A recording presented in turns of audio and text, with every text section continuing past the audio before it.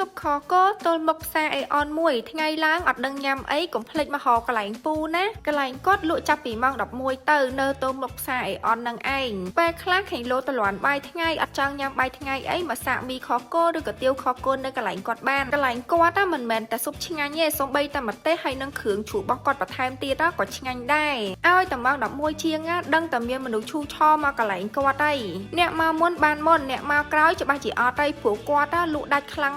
បើកំពុងតែមើលវីដេអូនឹងហើយឃ្លានមិនបាច់ចាំយូរទេមកហៅកន្លែងគាត់មកកន្លែងគាត់នេះលក់ធូរថ្លៃមែនតើមួយចានតែ5000រៀលទេថ្ងៃនេះខ្ញុំបានទៅសាកខកគាត់ប៉ុន្តែខ្ញុំញ៉ាំជាមួយកាទៀវម្ដងចង់ដឹងថាឆ្ងាញ់អត់ព្រោះអីមួយរបស់គាត់ភាគច្រើនគឺកំងកាទៀវនឹងហ្មងសម្រាប់អ្នកនៅម្ដុំអេអនមួយអត់ដឹងញ៉ាំអីអាចមកទិញញ៉ាំនៅកន្លែងគាត់បានប៉ុន្តែបានតែខ្ចប់ទេព្រោះកន្លែងគាត់លក់អាទៀធម្មតាអត់មានកន្លែងអង្គុយដូចហាងទេប៉ុន្តែរសជាតិវិញក្នុងហាងអត់ដូរធម្មតាទេរបស់ខ្លះមិនមែនតតែក្នុងហាងបានឆ្ងាញ់ណាតាមអាទៀហ្នឹងគឺឆ្ងាញ់លេខ1ហើយ